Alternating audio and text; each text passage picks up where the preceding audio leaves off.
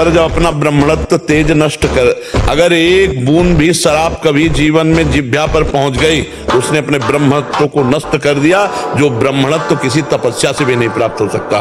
ब्रह्म तेज संपन्न हो, आज भी अगर त्रिकाल संध्या करने वाला हो और शुद्ध यज्ञ पर धारण करके आज भी ऐसे, तो परम सत्य वैसे हो जाएगा जैसे ऋषि मुनियों के हिसाब से होता, वैसे बिल्कुल अक्षरशः, अंतर नहीं।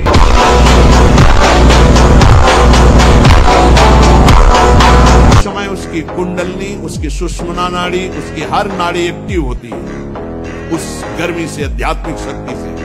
अगर वो व्यभिचार की जरा भी गलती करेगा तो कुंडलनी की अधोगति हो जाएगी, अधोगति नीचे की तरफ हुई, भारी व्यभिचारी बन जाएगा।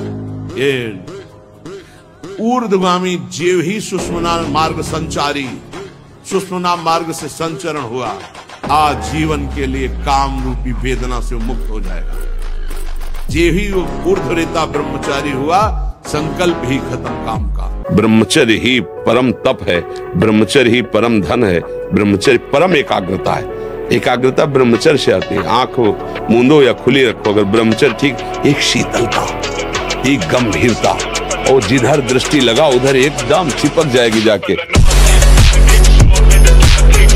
चार पुरुष बैठ करके काम संबंधी स्त्री के अंग प्रत्यंगों का वर्णन करना, काम संबंधी बातें करना, काम संबंधी अश्लील बातों में कितना सुख है ऐसा चर्चा करना।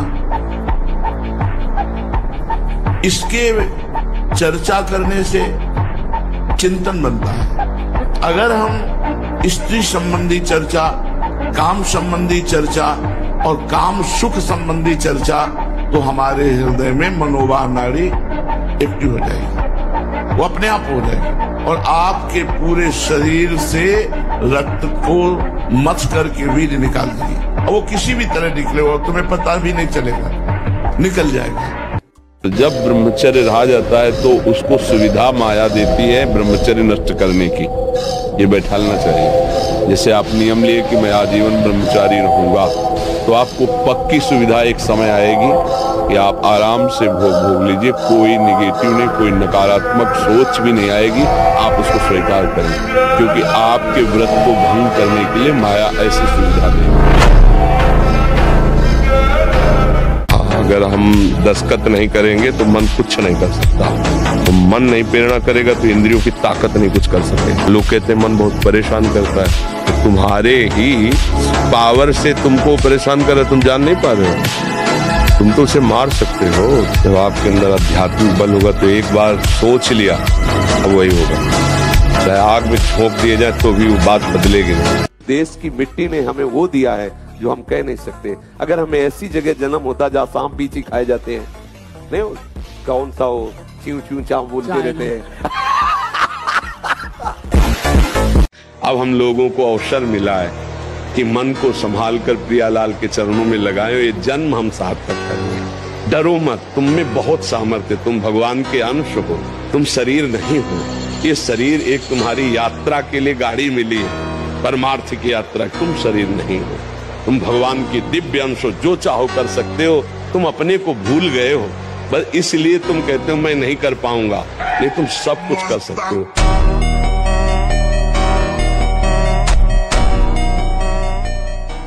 ब्रह्मचर्य कैसे ठीक हो? हमारा संग ठीक नहीं, हमारा भोजन ठीक नहीं, हमारा दृश्य ठीक नहीं, हमारा श्रवण ठीक नहीं, गंदी बातें देखें, गंदी बातें सुने, गंदा विचार आए, गंदी क्रियाएं करें, फिर ब्रह्मचर्य कैसे रहा जा सकता है? हम सबसे कहते हैं व्यायाम, बिना शरीर को थकाए ब्रह्मचर्य को पचाया नहीं जा सकता। 4 बजे उठ के नहा धो करके घंटा आध घंटा दंड बैठक मारे तो आप देखो आपका जीवन प्रकाशित होने लगे।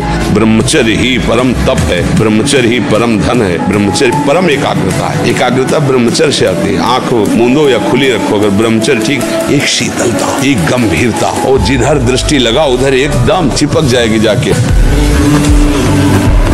भगवान के विमुख आचरण करना, और वो भ्रम से हमसे हो गया है। अब हम सुधार करने आए, हम भगवान के अंश, हम पापी नहीं है। अगर शराबी की शराब छूट जाए तो उसे शराबी कह सकते हैं क्या? आप नहीं कह सकते। तो अगर पाप कर्म छूट गया तो आप पापी कैसे रह गए?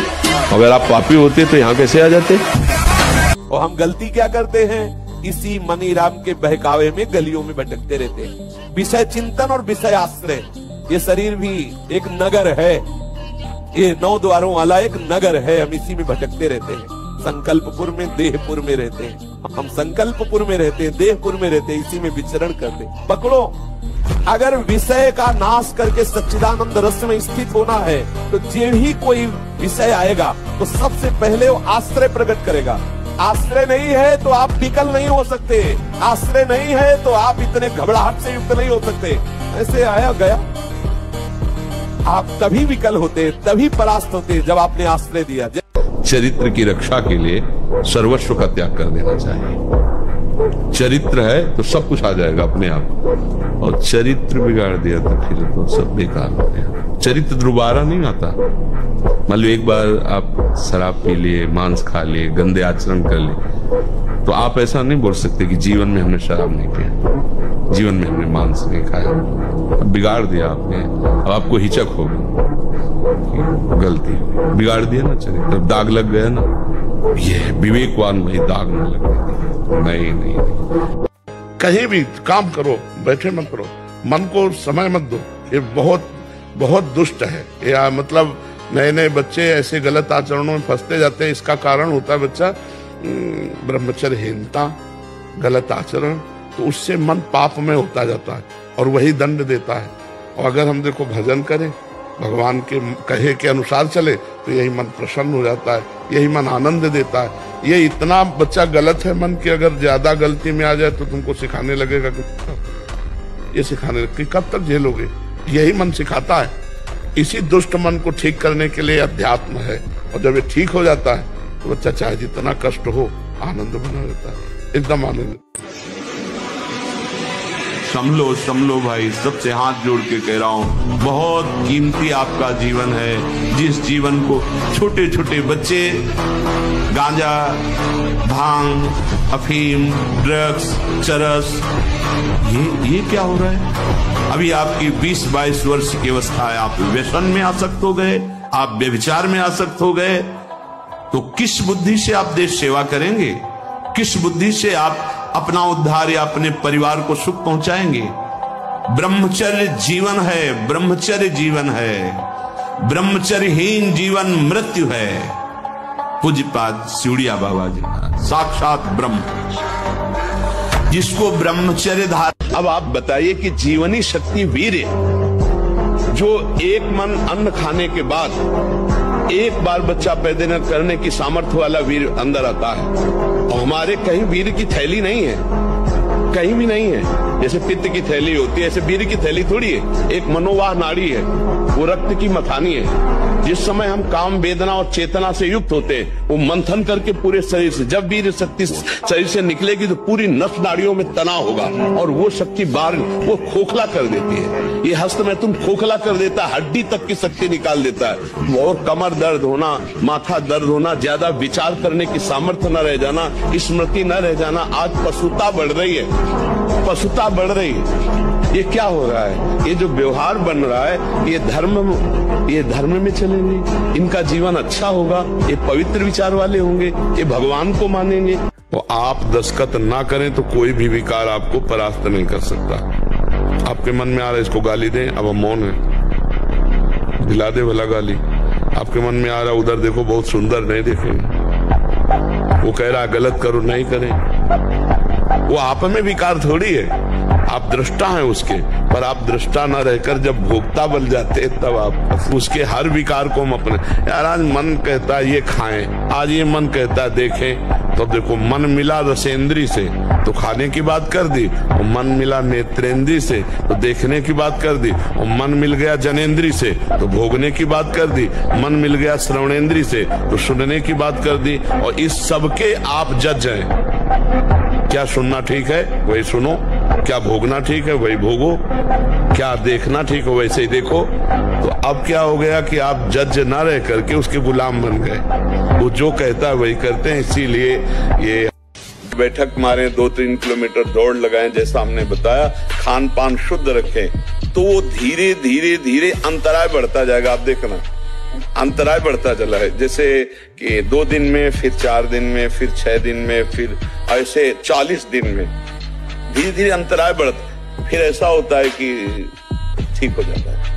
अगर कोई हरकत गलत ना करे तो ठीक हो जाता है। और जब ब्रह्मचर्य, ऐसा कैसे हो सकता है?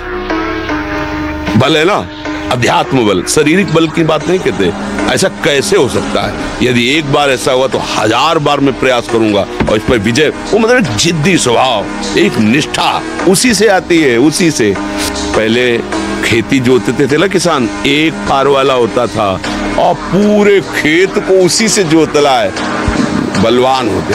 2 लीटर मठा और 8 रोटी पाए, बैल की जैसी ताकत। अगर बैल को नाक पकड़ के रोक ले तो वो वही खड़ा हो जाए।